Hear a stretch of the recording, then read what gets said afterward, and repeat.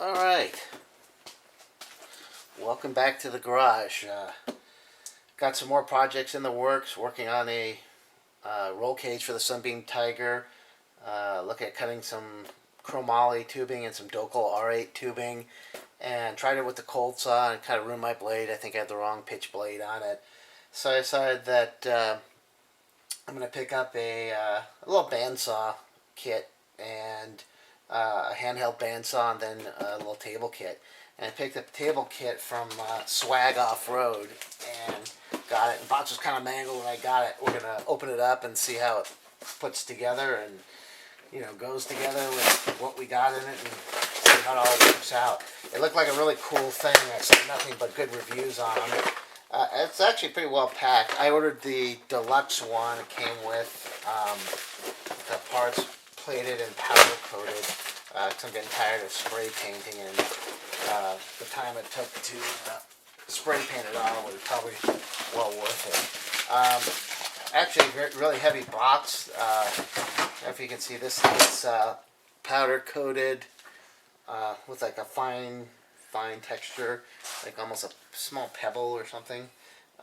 Nicely made. Allen head screws. Pretty heavy. More substantial than I thought it would be, and I'm guessing these are slots for a guide if you want to fence or something on it. I think the kit cost me like I want to say $149. They have them on Amazon, but if you buy it direct from them, I think you get it's cheaper, and they don't have to pay commission to Amazon. So I'll put up a link to their site, hopefully.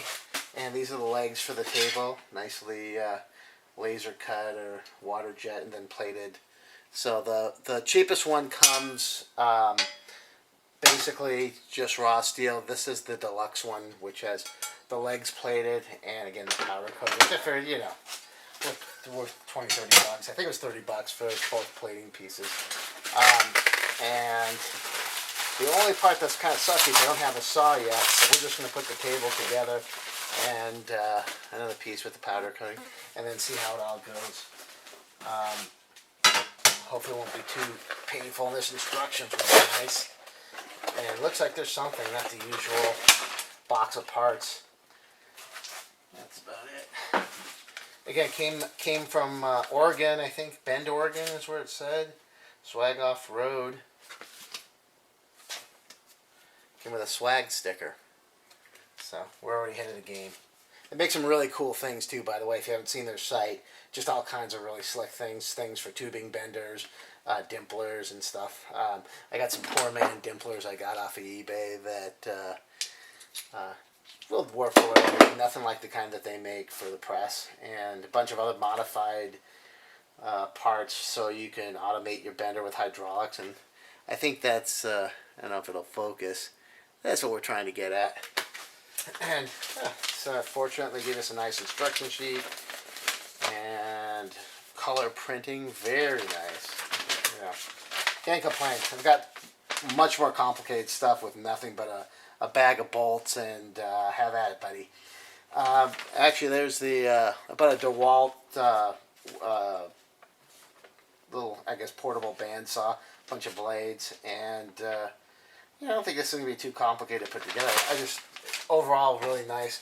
Comes with a trigger lock, so when you're trying to cut with a bandsaw, you wrap this and you pull it tight, and it'll hold the button down, and you just lock it in.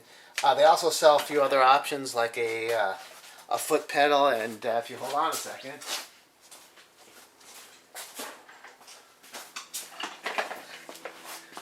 If you really want one all ready to go, they sell one for like $30, I think, with the power cords and the plugs. I bought ashamed to say made in China, but I think they all are.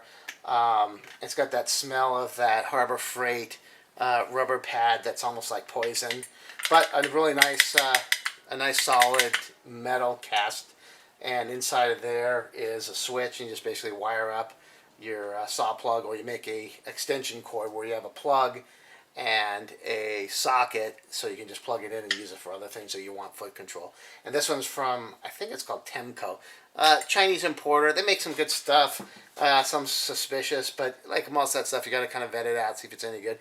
I think this thing shipped off of Amazon was $16, and again, really, actually pretty nicely made, and it's a simple part.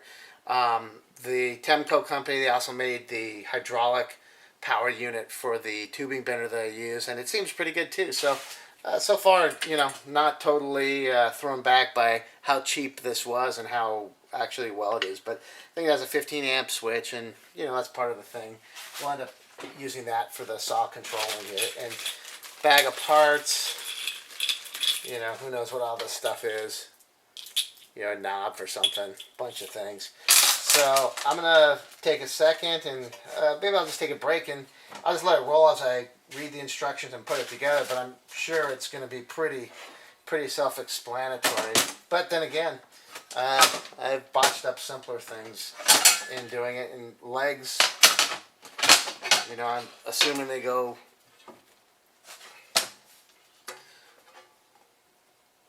to the outside, but who the heck knows? This is all. If I looked at the pictures, probably give me. I'll think, nope, the legs go on the inside. So already off to a bad start. Pop some Allen bolts in. I think there's 4 of them, so I'm going to assume that that's what these are for. Over down here, they have some lock nuts for those. You can get the fingers going on here. Can't really see it, but boy, it's hot today here too. I'm already sweating. I'm not even doing anything. So we're just going to put these things, and I'll poke it up to the camera as soon as I get the second one in so it doesn't flop around. Good. A couple extra washers would be nice, but I got plenty of that stuff if I feel it needs it. But I don't think this is a thing that's going to really benefit from it. So first part of the assembly is just put the, let's see if we can get it into focus there. There we go. Just 2 bolts that holds on each side. I'm not going to really do anything more than tighten it down a little bit, and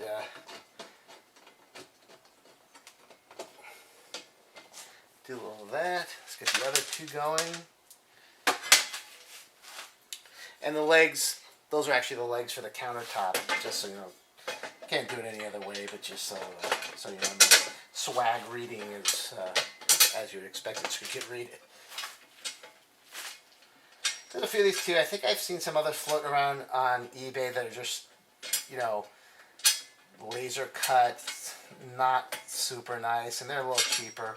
These guys, like I said, every review that I saw about these things was something stellar and positive from them. So, from the people putting the reviews out. So, yeah, that's something to be said about them. Also, as I didn't say before, made in USA, which is nice. And since they're in Oregon, I'm in California. The sales tax is 0. If you buy it from Amazon, you do have to pay sales tax. So that's something to consider if you do want the lower price. If you buy it direct from Swag, you get lower priced and no sales tax and free shipping too for this anyways.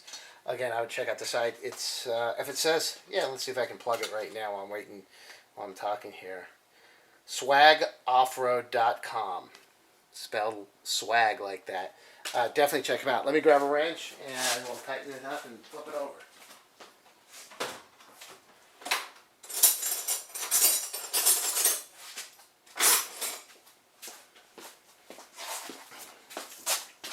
That's how you know I didn't pre-build this, because I didn't know what size wrenches, and nothing's all stacked up on the table. Not that the 4 bolts that I'm going to tighten up here are going to make a big difference, but just real simple construction, sturdy metal. I want to say it looks like 3/16 for the top.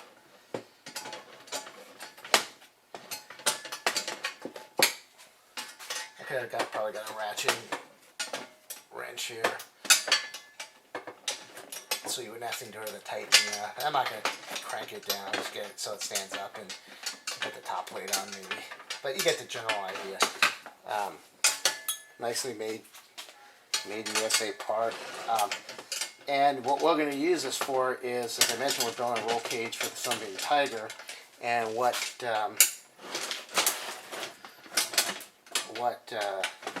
I figured is it's cheaper wrecking $10 bandsaw blades than it is using the cold saw blade. I was going to try and pick up a low cost, like a dry cut. I don't even know if they're called dry cut, but it's the higher speed dry chop saws that don't use abrasives. And I looked around, everybody had good and bad reviews, and nobody said anything bad about the bandsaw. I figured chromoly and the other tubing's probably better not to have, probably not to use the chop saw, which makes a lot of heat. So we'll try doing it that way. And if all else fails, we can. And I guess all of these things, little screws.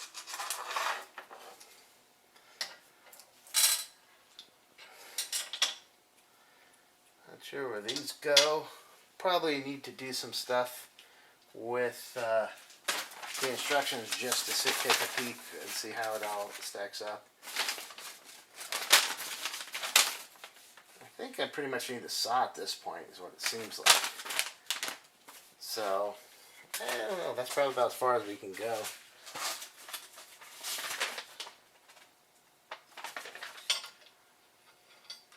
I'm not sure if that goes there, but it's there now. And the rest of these suckers probably are depending upon what size, what size your, and which saw. It looks like it's somewhat universal. It takes a bunch of different saws. I'm just throwing them in here for no other reason so they don't get lost.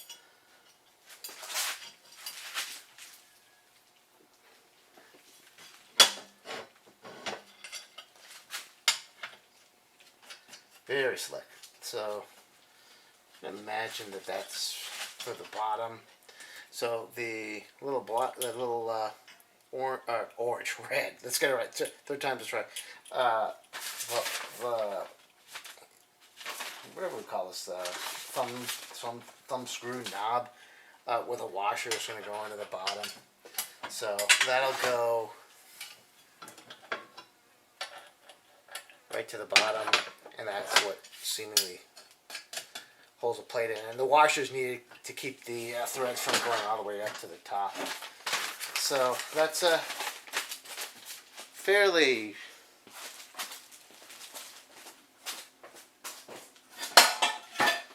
looking for something here. Fairly short video. Looking for one of the guides from the.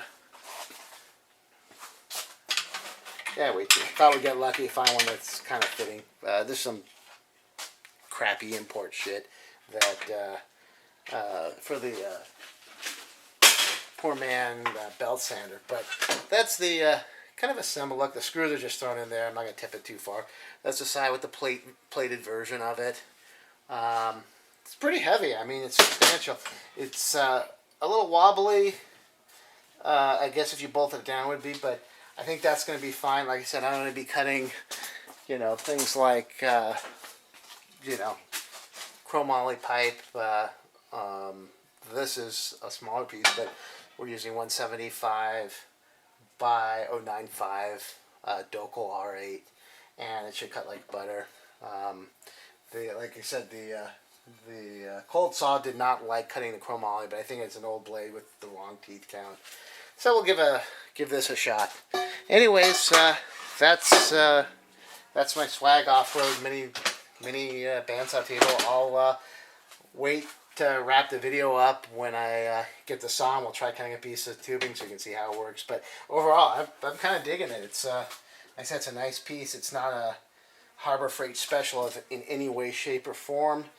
And it comes with instructions, all the hardware, and as I said, I think it was about $149 shipped with the deluxe finish. I think it's $129 for the non-plated, non-powder coated version. If you like to paint, knock yourself out. I've had enough of it. So there it is, the Swag Off-Road Portable Portaband table for V1, V3 installation instructions included. This is V3, by the way. I think there's a V1 for different models and a V4 for different models. So make sure you got the right model. The one I got is for a DeWalt Portaband. Anyways, I'll as soon as I get that bandsaw in a couple of days, I'll hook it all up and we'll cut some pipe and we'll add it to the end of this video so you can see how it all works. And hang in, wait for that saw. All right, welcome back. Finally got the DeWalt bandsaw, and we're gonna try to assemble it to the Swag Off-Road bandsaw table. Nothing exciting, just the wrap up of putting one together. This is the saw we got. It's a I think a DeWalt 120K. Or no, yeah, 120. I can read without glasses. I think it's a 120K bandsaw, deep throat, something like that. You know, some marketing BS.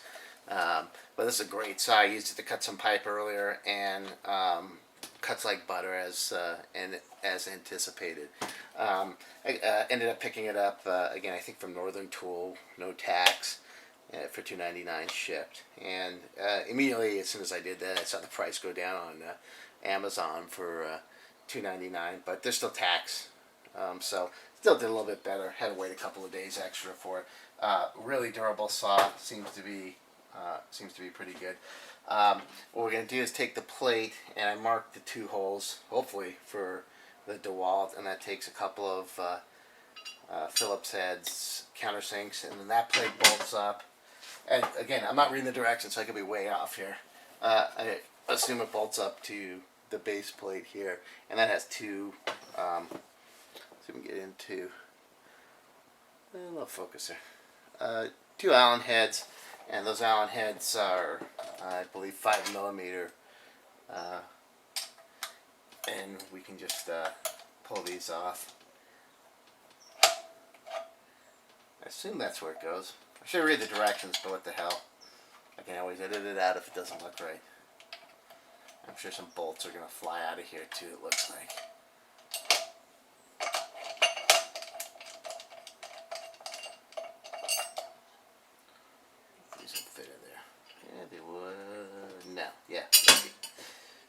Alright, save that. And then I'll screw this one.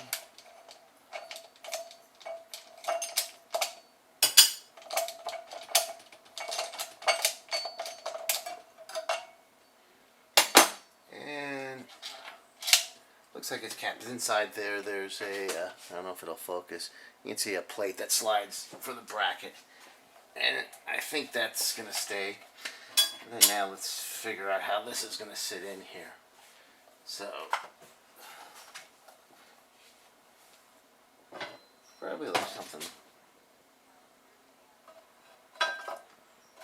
Ooh, probably backwards.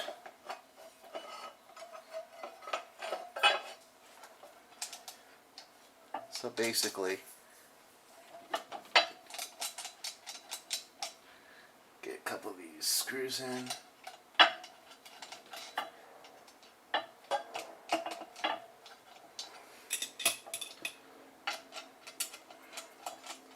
That does not feel right.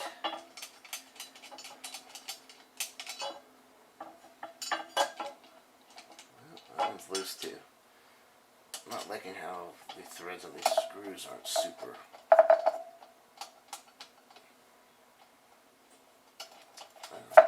I'm gonna try using the original bolts. Much better. So appears, I would say much better. But I'd rather use the Allen heads that came out. That way they also won't get lost.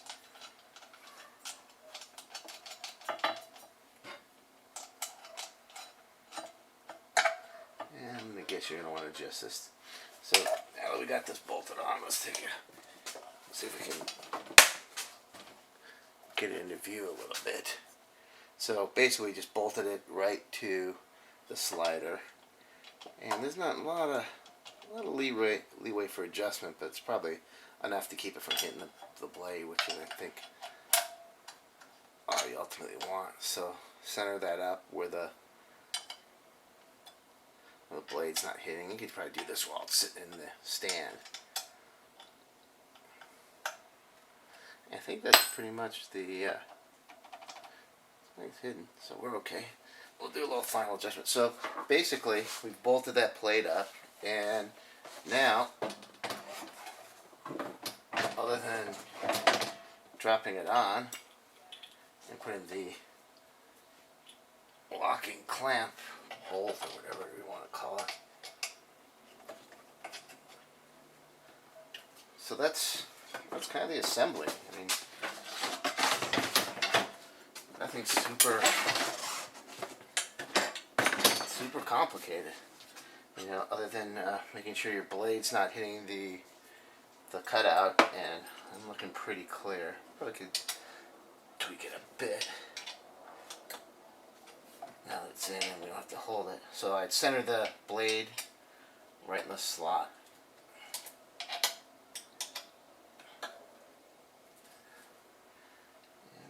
They're a little high. I don't know. They seem like the thread's better than what came with it, unless I picked up the wrong. Unless there's 2 threads, which there might be. There's a lot of options here. We can try one of these too as well, but we'll leave it for now. Let's just try this out and see how ultimately well it works. And okay, and last time I talked to you about foot switching, I made up of an old extension cord, wired up the Temco foot switch. And this thing's actually pretty nice. I put up on the website the instructions how to do this. It's I think the ship from Temco, or I don't know if I got this direct from Amazon or direct from Temco. I think it was from Amazon, but it was free shipping and it was $16. Came with the strain relief. I used an old extension cord and chopped that up, and then just made this now a foot switch, so the saw can plug right into this. And if I had long enough cord to the wall, maybe it'll reach. Yeah, not really. An extension cord. Got one over here.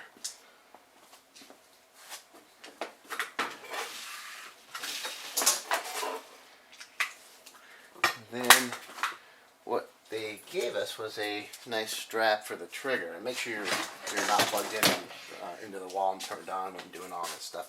So what this does is basically you strap it over the trigger, and we'll move in on it in a second.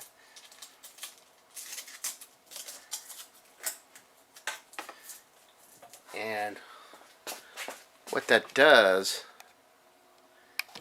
you can kind of see, it'll zoom in.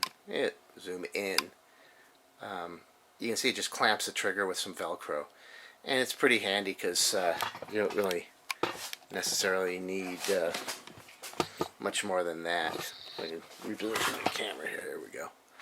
So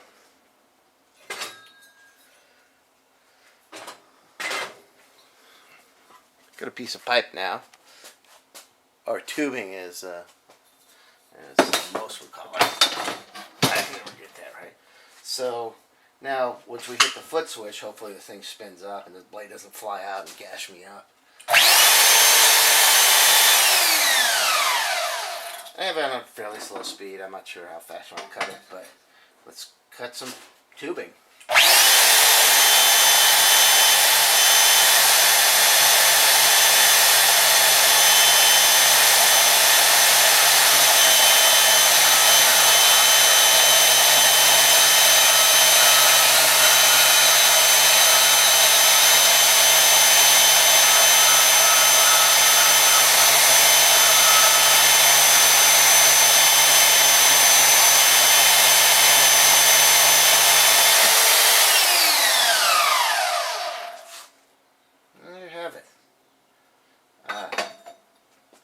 Convert your bandsaw into a table saw.